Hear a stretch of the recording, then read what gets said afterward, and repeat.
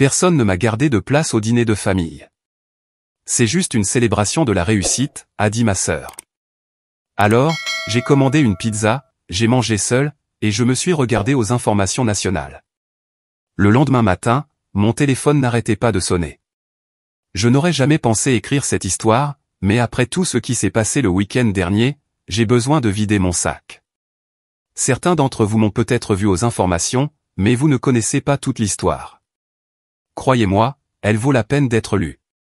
Je m'appelle Andrea, et j'ai 28 ans. Je travaille comme chercheuse scientifique pour une entreprise de biotechnologie à San Diego. Au cours des 4 dernières années, j'ai fait partie d'une équipe développant un traitement révolutionnaire, pour une maladie infantile rare appelée le syndrome de Batten. Ça a été le travail de toute ma vie, des journées de 16 heures, des vacances manquées, des rendez-vous annulés, tout le tralala. Mais ça en valait la peine, car nous faisions une réelle différence. Ma famille n'a jamais vraiment compris ma carrière. Mes parents, Linda et Robert, sont tous deux des professeurs à la retraite, qui pensent que tout ce qui est plus complexe qu'un cours de chimie de lycée, c'est de l'esbrouf. Ma sœur aînée, Emma, travaille dans le marketing pour un concessionnaire automobile local, et elle a toujours été l'enfant chéri. Elle est mariée à Dave, a 2 enfants, et vit le rêve de banlieue que mes parents ont toujours voulu pour nous deux. Emma a toujours été en compétition avec moi, mais cela a empiré après que j'ai obtenu mon doctorat. Elle faisait des petites remarques, disant que j'étais trop intelligente pour mon propre bien, ou que j'étais probablement trop occupée avec mon travail de luxe pour me soucier de la famille. Le truc, c'est que je me souciais de la famille. J'étais présente à chaque anniversaire, chaque pièce de théâtre de l'école, chaque remise de diplôme. Il se trouve que j'étais aussi passionné par mon travail. Il y a 3 semaines, tout a changé pour moi sur le plan professionnel. Notre équipe de recherche a réalisé une percée majeure. Nous avons terminé avec succès les essais cliniques de phase 2, et les résultats étaient incroyables. Des enfants, qui se détérioraient rapidement, se stabilisaient, et certains s'amélioraient même. La FDA a accéléré notre demande pour les essais de phase 3, et le NIH avait discrètement examiné nos données, pour un éventuel soutien financier supplémentaire. C'était le genre de nouvelle qui vous fait pleurer de joie dans les toilettes du laboratoire. L'histoire a été reprise par quelques revues médicales, puis par des blogs scientifiques, et a finalement fait son chemin jusqu'aux informations locales. Rien d'énorme, mais assez pour que les gens de mon domaine en parlent. J'étais fier, vraiment fier, mais j'ai essayé de rester humble. J'ai appelé mes parents pour leur annoncer la nouvelle, pensant qu'ils seraient excités. C'est bien, ma chérie, a dit maman, de ce ton qu'elle utilise quand elle n'écoute qu'à moitié. Emma vient d'être promue coordinatrice marketing senior. Nous sommes si fiers d'elle. J'ai senti cette piqûre familière, mais je l'ai refoulée. C'était plus important qu'une promotion, mais je ne voulais pas en faire une compétition.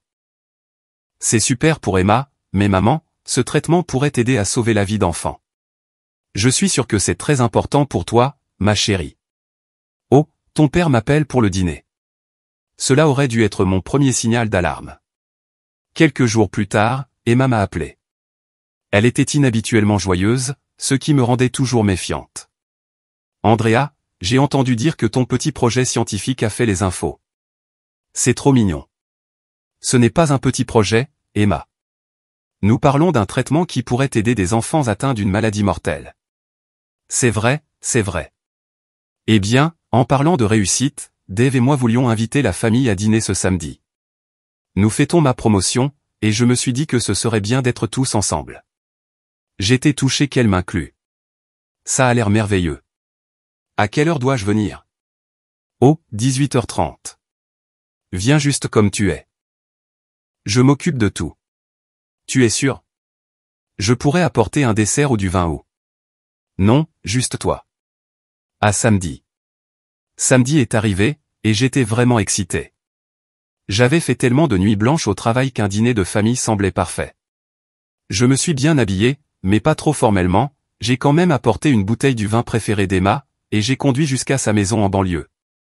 En arrivant, j'ai pu voir à travers les grandes fenêtres de devant que la salle à manger était pleine de monde. Emma et Dave étaient là, évidemment, ainsi que mes parents, les parents de Dave, les enfants d'Emma, et ce qui semblait être plusieurs autres couples que je ne reconnaissais pas. La table était magnifiquement dressée, avec la porcelaine de mariage d'Emma et des serviettes en tissu fantaisie. J'ai frappé à la porte d'entrée, et Dave a répondu avec un grand sourire. Andrea, super de te voir. Entre. Je suis entré dans la salle à manger, la bouteille de vin à la main, et j'ai immédiatement senti que quelque chose n'allait pas. Tout le monde était déjà assis autour de la table. Chaque chaise était occupée. Je suis resté là un moment, regardant autour de moi, confuse. Où dois-je m'asseoir?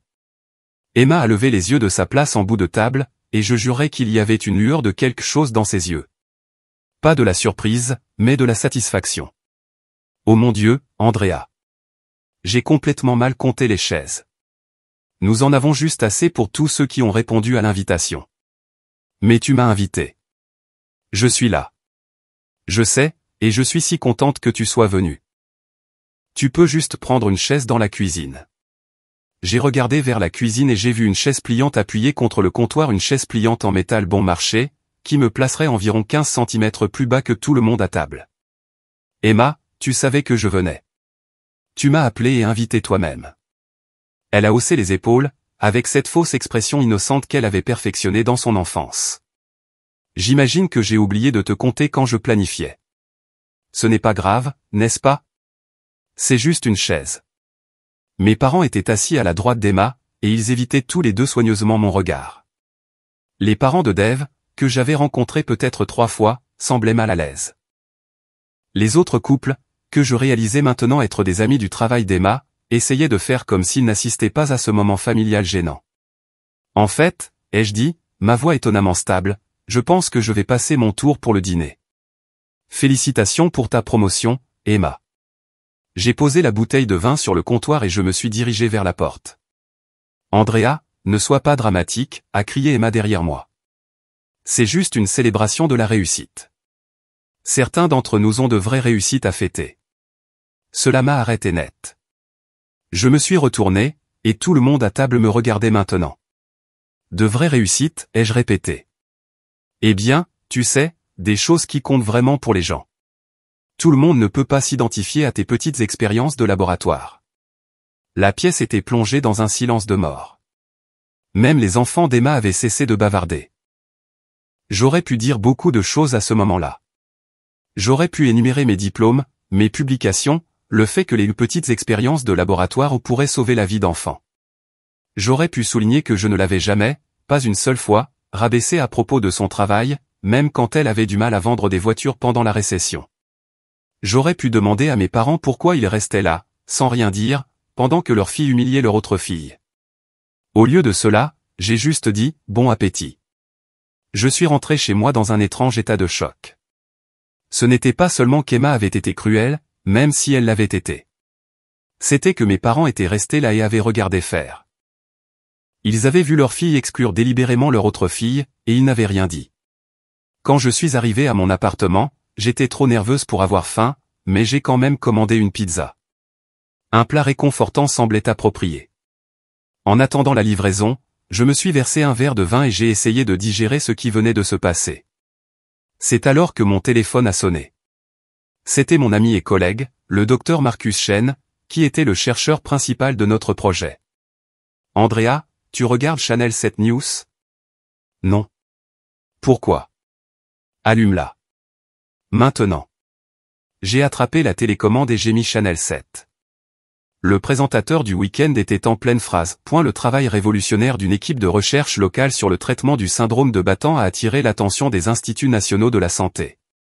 Et puis mon visage a rempli l'écran. C'était une séquence d'une conférence de presse que notre entreprise avait tenue la semaine précédente. J'étais debout à un pupitre, expliquant les résultats de notre recherche à une salle remplie de journalistes et de professionnels de la santé. Les implications de cette percée ne peuvent être surestimées, disait ma voix à la télévision. Pour les familles confrontées au syndrome de Batten, cela représente un espoir là où il n'y en avait auparavant aucun. Le présentateur est revenu à l'écran. Le docteur Andrea Mitchell, originaire de San Diego, a dirigé l'équipe de recherche qui a développé ce traitement prometteur. Dans un communiqué de presse publié vendredi après-midi, le NIH a annoncé qu'il fournirait un financement supplémentaire substantiel pour accélérer la phase finale des essais cliniques. J'ai failli laisser tomber mon verre de vin. Un financement du NIH. C'était énorme.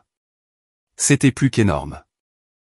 Mon téléphone sonnait à nouveau, Marcus, tu étais au courant de l'annonce du NIH, a-t-il demandé. Non.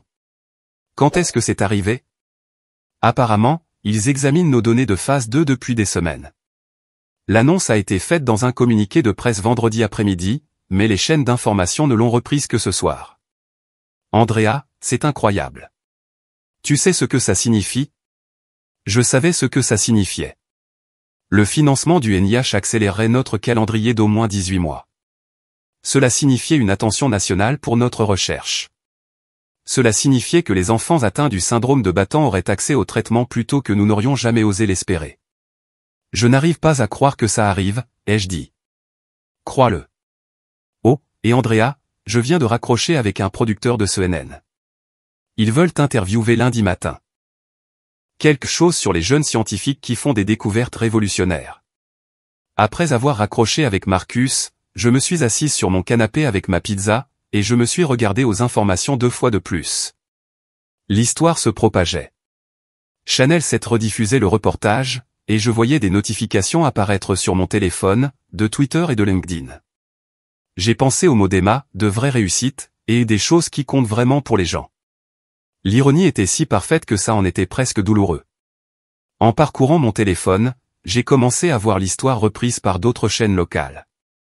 Channel 3 avait fait son propre reportage, interviewant le docteur Patricia Williams, une neurologue pédiatrique à l'hôpital pour enfants, spécialisée dans le syndrome de Batten.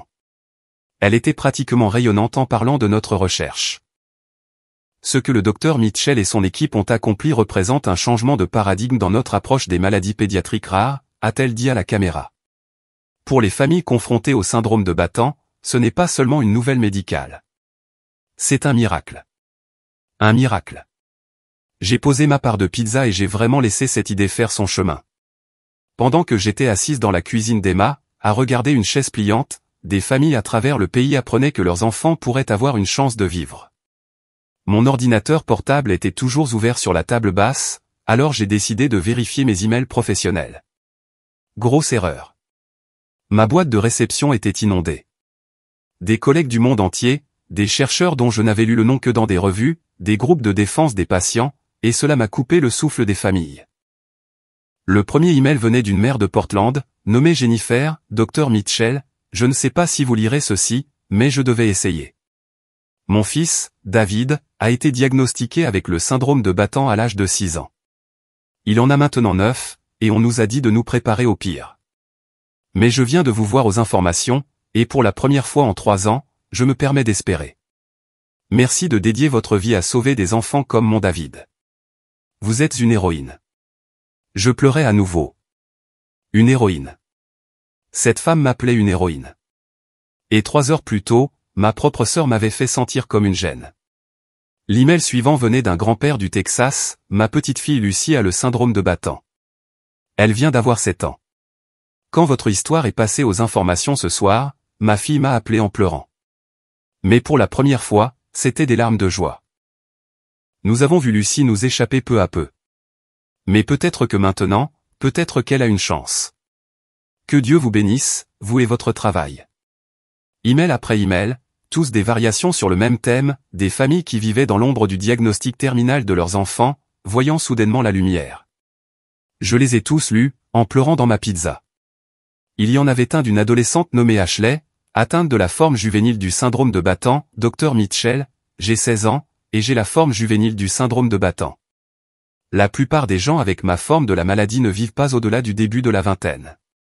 J'essayais de décider si je devais même prendre la peine de postuler à l'université, mais après avoir vu votre interview, je remplis mes dossiers de candidature ce soir.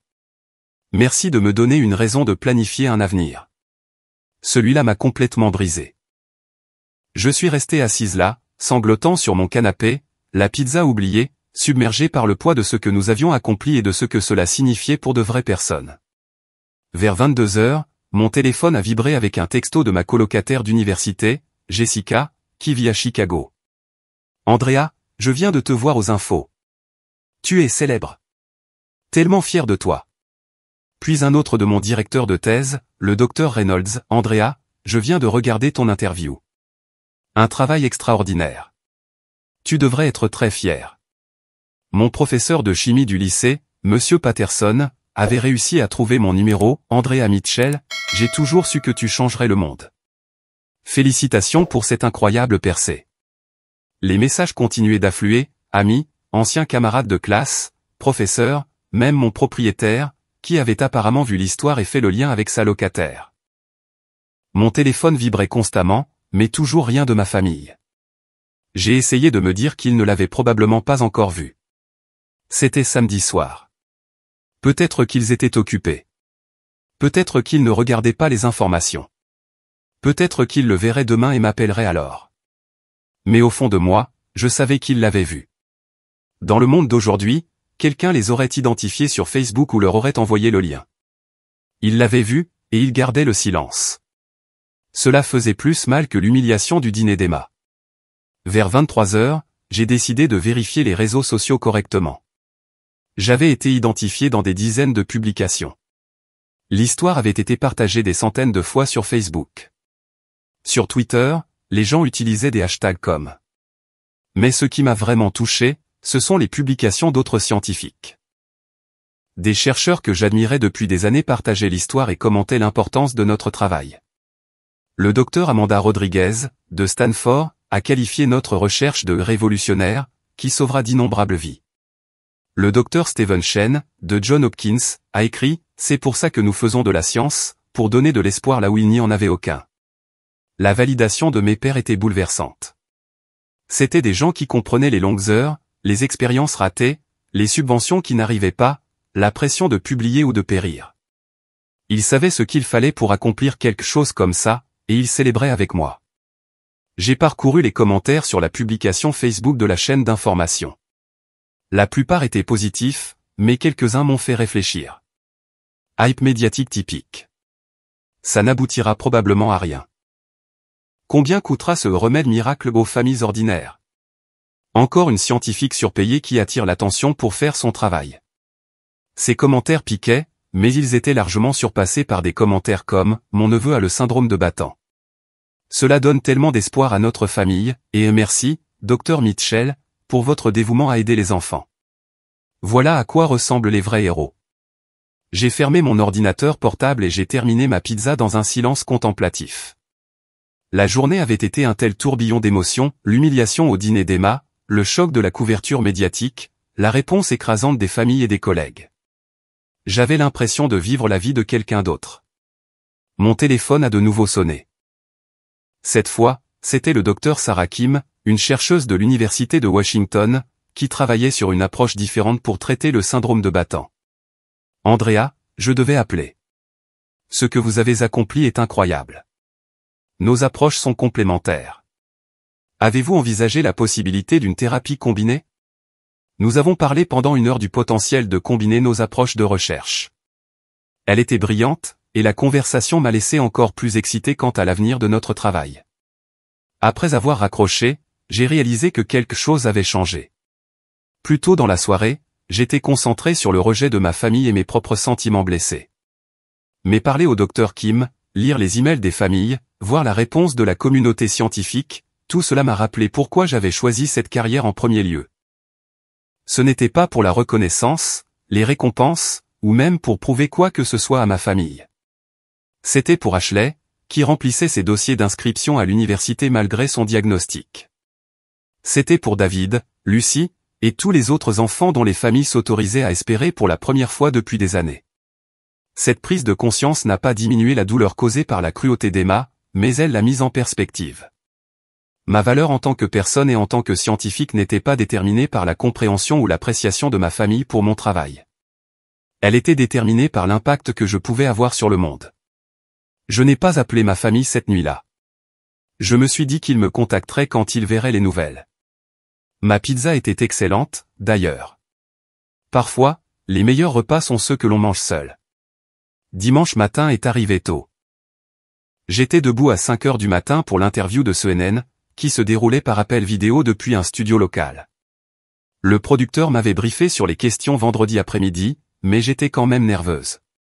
La télévision nationale était une étape importante par rapport aux nouvelles locales. L'interview s'est bien passée.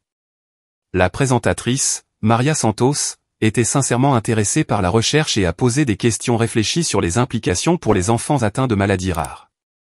Elle m'a également interrogé sur mon parcours et sur ce qui m'avait inspiré à me lancer dans la recherche. Mes parents sont tous les deux enseignants, me suis-je surprise à dire. Ils m'ont appris que le travail le plus important est celui qui aide les autres à apprendre et à grandir. J'ai simplement transposé cette leçon au laboratoire. Cela m'a fait du bien de leur rendre hommage, même après tout ce qui s'était passé la veille. Après l'interview, j'ai pris un café et je suis rentré chez moi, me sentant accompli mais épuisé. Le segment de CNN devait être diffusé pendant leur programmation du dimanche matin, ce qui signifiait qu'il toucherait des millions de personnes. C'est à ce moment-là que mon téléphone a commencé à vibrer. Ça a commencé par des messages textes de collègues et d'amis qui avaient vu l'interview de CNN. Puis des appels d'anciens professeurs, de journalistes médicaux et d'instituts de recherche. Les notifications LinkedIn arrivaient toutes les quelques minutes. Des mentions sur Twitter. Des messages Facebook de personnes dont je n'avais pas eu de nouvelles depuis des années. Mais rien de ma famille. Leur silence était assourdissant.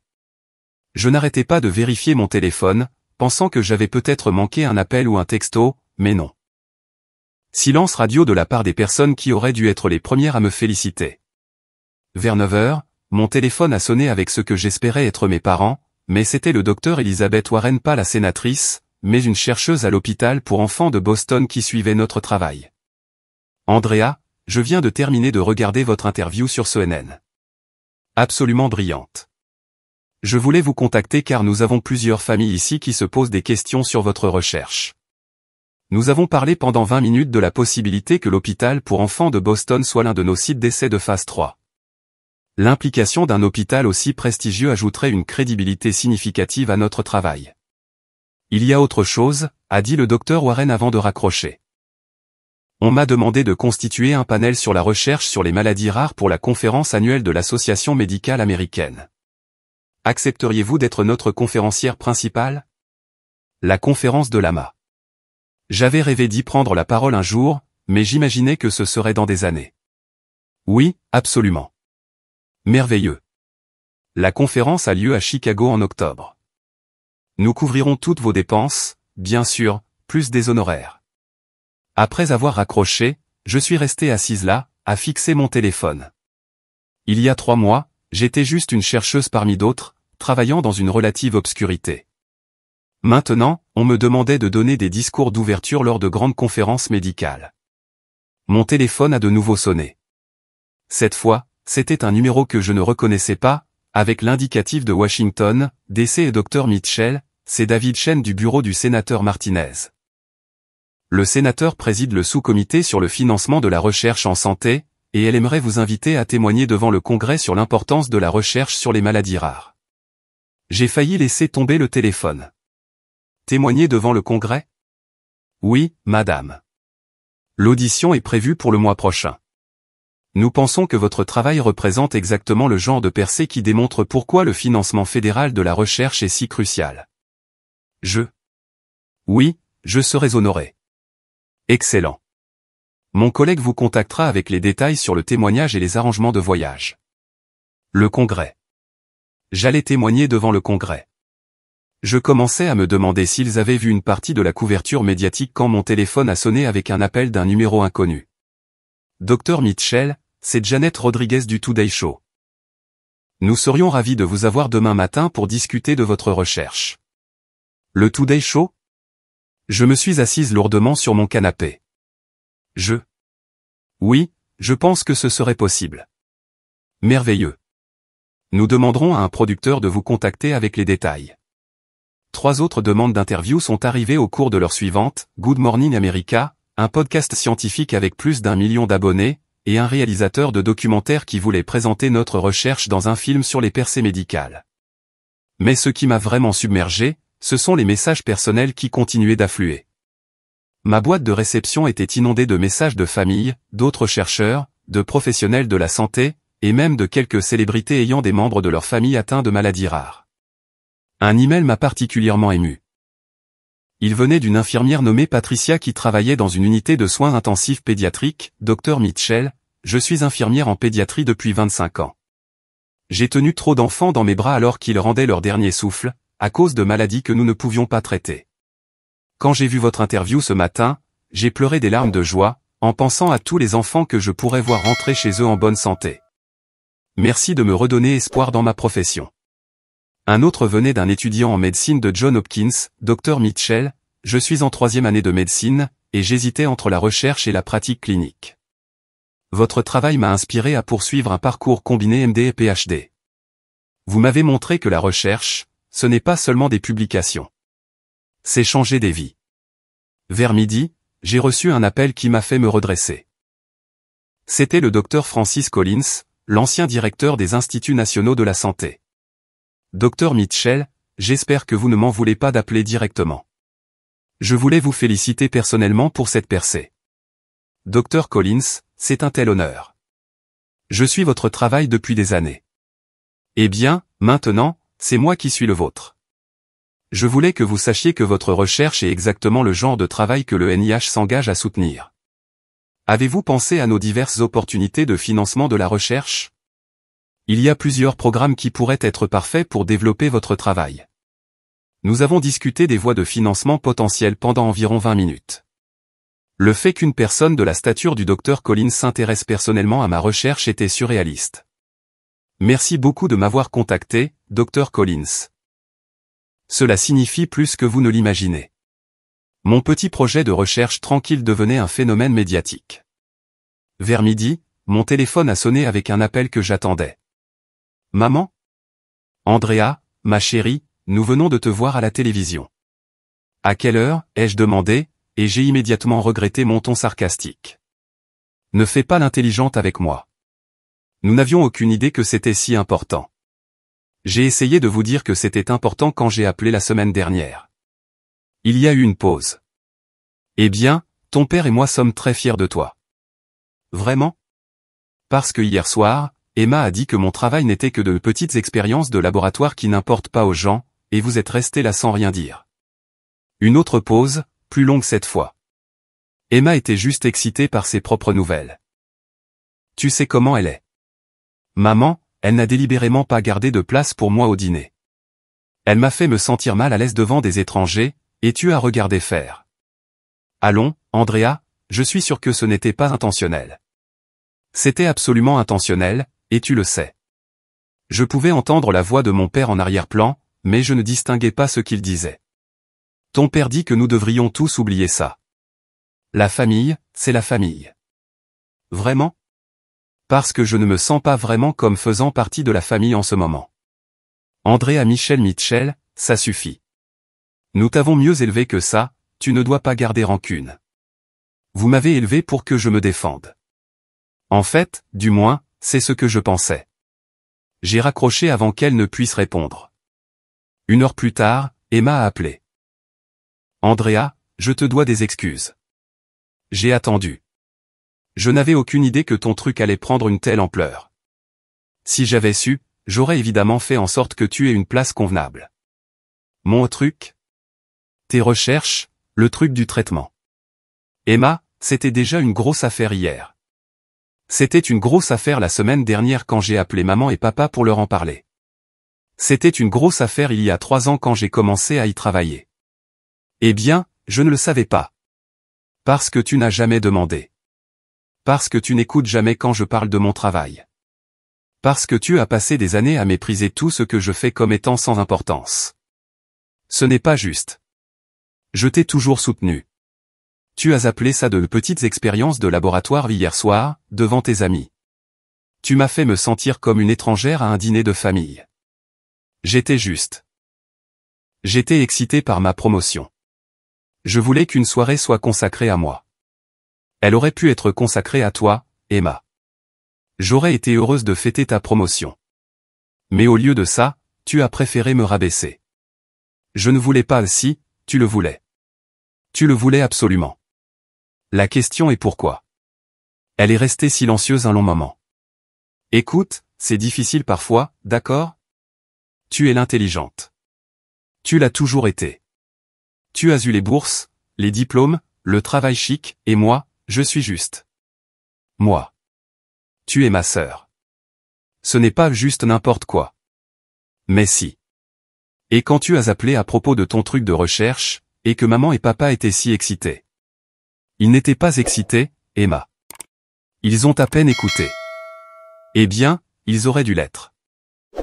Et je suppose que j'étais jalouse que tu aies quelque chose de si important dont être excité, alors que tout ce que j'avais, c'était une promotion chez un concessionnaire automobile. C'était la chose la plus honnête qu'Emma m'ait dite depuis des années. Ta promotion est importante aussi, ai-je dit. J'étais sincèrement heureuse pour toi quand tu m'en as parlé. Je sais. Je sais que tu l'étais. Et je suis désolé, Andrea. Je le suis vraiment. J'apprécie les excuses, mais Emma, ce n'est pas la première fois. Tu fais des petites piques sur ma carrière depuis des années. Je sais. Je ferai mieux. Je l'espère. Nous avons raccroché sur une trêve fragile. Je n'étais pas sûr si Emma comprenait vraiment à quel point elle m'avait blessé, mais c'était un début. Lundi matin est arrivé avec une nouvelle vague d'attention médiatique. L'interview du Today Show a été diffusée en direct, et en moins d'une heure, mon téléphone n'arrêtait pas de sonner.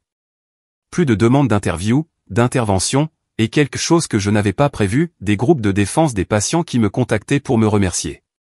Une femme nommée Carole a appelé vers 10 heures. Sa fille de 8 ans avait le syndrome de Batten. Docteur Mitchell, je voulais juste vous remercier. Quand nous avons eu le diagnostic de Lily il y a 2 ans, les médecins nous ont dit de nous préparer au pire. Mais en voyant votre interview ce matin, pour la première fois en 2 ans, j'ai de l'espoir. Je pleurais au moment où elle a raccroché. C'est là que j'ai vraiment compris ce que cela signifiait. Il ne s'agissait pas seulement de reconnaissance ou d'avancement de carrière. Il s'agissait d'enfants comme Lily, la fille de Carole, qui pourraient avoir la chance de grandir au lieu de mourir avant leur 10e anniversaire. Mardi a apporté encore plus d'attention médiatique. L'histoire était devenue virale sur les réseaux sociaux, avec le hashtag Percée Batten en tendance sur Twitter. D'autres chercheurs partageaient leurs propres travaux sur les maladies rares. Les patients et les familles partageaient leurs histoires. Et puis, mardi après-midi, mon téléphone a sonné avec un appel qui m'a surprise. Docteur Mitchell, c'est Rebecca Chen de la Fondation MacArthur. J'ai failli laisser tomber mon téléphone. La Fondation MacArthur, comme dans les bourses de génie MacArthur. Nous suivons votre travail sur le traitement du syndrome de Batten depuis un certain temps, et nous aimerions discuter de la possibilité que vous soyez considéré pour de futures opportunités de bourse. J'ai littéralement dû m'asseoir par terre dans mon laboratoire. Oui, je serais très intéressé à en discuter. Merveilleux. Je dois mentionner que notre processus de sélection prend généralement un certain temps et est confidentiel, mais nous voulions vous contacter pour vous faire savoir que vous êtes sur notre radar. Après avoir raccroché, je suis resté assise dans mon laboratoire pendant un long moment, juste à digérer. Il y a 3 jours, je mangeais une pizza seule, en me regardant aux informations locales. Maintenant, j'étais potentiellement considéré pour l'une des reconnaissances les plus prestigieuses du monde universitaire, même si je savais que le processus pouvait prendre des mois, voire des années. J'ai appelé Marcus pour lui annoncer la nouvelle, et il était, comme il se doit, excité mais réaliste quant au calendrier. Andrea, tu réalises ce que cela pourrait signifier pour la recherche? Le simple fait d'être considéré te place dans un groupe incroyablement élitiste. Mais ne te laisse pas trop emporter. Le processus MacArthur est notoirement imprévisible. Les possibilités étaient écrasantes. Ce soir-là, j'étais encore au laboratoire quand mon téléphone a sonné. Encore maman. Andrea, nous devons parler. À propos de quoi? De dimanche? D'Emma? De tout? J'écoute. Ton père et moi avons beaucoup réfléchi depuis que nous t'avons vu à la télévision, et nous avons réalisé quelque chose. J'ai attendu. Nous t'avons traité injustement pendant des années. Je ne m'attendais pas à ça. Nous étions si fiers qu'Emma soit normale, qu'elle veuille les choses que nous comprenions, que nous ne savions pas comment être fiers de toi, qui étais extraordinaire. Maman. Laisse-moi finir. Nous étions intimidés par ton intelligence, par ton succès. Nous ne comprenions pas ton travail, alors nous avons agi comme si ce n'était pas important. Mais en te regardant à la télévision, en t'entendant parler d'aider des enfants malades, nous avons réalisé que nous avions été de terribles parents pour toi. Je pleurais maintenant, assise seule dans mon laboratoire, les larmes coulant sur mon visage. Vous n'avez pas été de terribles parents. Si, nous l'avons été. Nous avons laissé Emma te traiter méchamment parce que c'était plus facile que de gérer nos propres sentiments d'inadéquation. Nous t'avons laissé tomber, Andrea. Je t'aime, maman. Nous t'aimons aussi, tellement. Et nous sommes si incroyablement fiers de toi. Pas seulement parce que tu passes à la télévision, mais parce que tu as dédié ta vie à aider les gens. C'est qui tu es, et nous aurions dû célébrer ça depuis le début. Il n'est pas trop tard. Ton père veut te parler. La voix de papa est arrivée au téléphone, tremblante d'émotion. Andrea, je te dois des excuses. J'ai été un idiot. Papa, non. Laisse-moi dire ça. J'ai enseigné la chimie au lycée pendant 30 ans. J'ai passé ma carrière à essayer de passionner les jeunes pour la science. Et ma propre fille devient une scientifique qui pourrait sauver la vie d'enfants, et j'ai agi comme si ça n'avait pas d'importance. Ce qui m'importe, c'est que tu sois fier maintenant. J'ai toujours été fier. J'étais juste trop stupide et têtu pour le montrer. Nous avons parlé pendant une autre heure. Ce n'était pas une solution miracle. Des années de sentiments de non-soutien ne disparaissent pas du jour au lendemain, mais c'était un vrai début.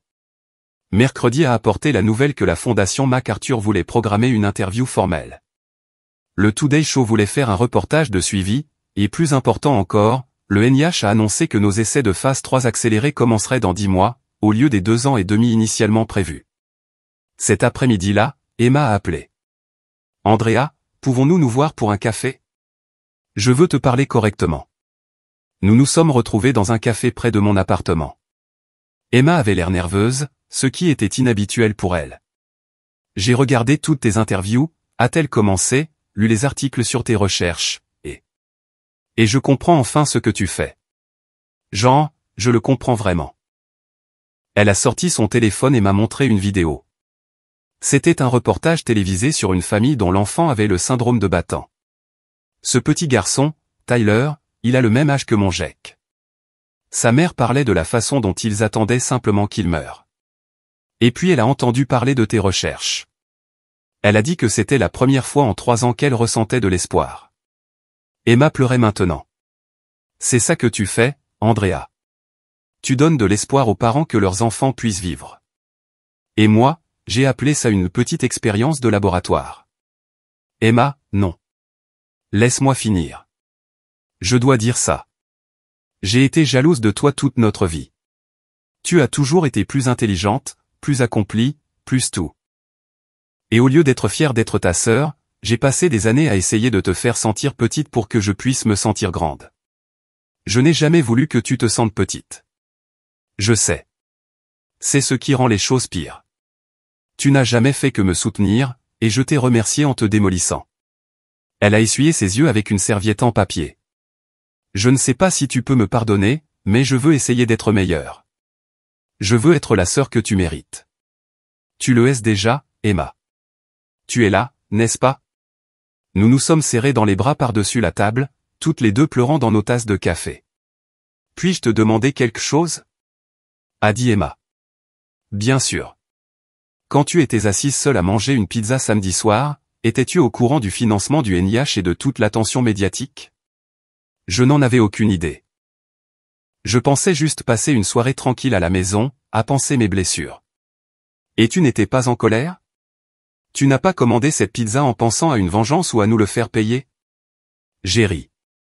Emma, j'ai commandé une pizza parce que j'étais triste et que j'avais faim. La vengeance était purement accidentelle. Ça rend la chose encore meilleure, d'une certaine manière. Au cours des semaines suivantes, les choses ont continué de s'emballer. La Fondation MacArthur avait seulement dit que j'étais considéré, et je savais qu'il ne fallait pas trop espérer pour quelque chose d'aussi compétitif et imprévisible. Mais le financement du NIH était réel et substantiel, ce qui signifiait que notre recherche aurait le soutien dont elle avait besoin. Plus important encore, les premiers patients pour nos essais de phase 3 étaient en cours de recrutement. Des enfants comme Tyler, comme Lily, ceux dont les familles m'avaient écrit, auraient bientôt accès à un traitement qui pourrait leur sauver la vie. Ma relation avec ma famille se guérissait également. Mes parents ont commencé à poser des questions détaillées sur mon travail, en écoutant réellement les réponses. Emma a commencé à suivre les mises à jour de mes recherches et à les partager sur ses réseaux sociaux avec une fierté sincère. Ma sœur sauve des vies, a-t-elle publié sur Facebook, avec un lien vers un article sur nos essais. Je ne pourrais pas être plus fier. Un mois après le fameux dîner, Emma a appelé avec une invitation. J'organise un autre dîner, a-t-elle dit. Un vrai, cette fois. Oh, c'est pour célébrer ta bourse MacArthur. J'ai invité toute la famille, plus certains de nos amis qui voulaient te rencontrer après t'avoir vu à la télé. Emma, tu n'es pas obligée. Je le veux. Et Andrea, je t'ai réservé la meilleure place de la maison. En bout de table, juste en face de moi. Le dîner était merveilleux. Emma m'a présenté à tout le monde comme ma sœur, la scientifique de génie, et elle le pensait clairement. Mes parents ont passé la soirée à raconter des histoires sur mon intelligence quand j'étais enfant, se souvenant de choses que j'avais moi-même oubliées. Mais le meilleur moment est venu lorsque la fille d'Emma, Sophie, qui avait 8 ans, est venue me voir pendant le dessert. Tati Andrea, maman dit que tu aides les enfants malades à aller mieux. J'essaie, ma chérie.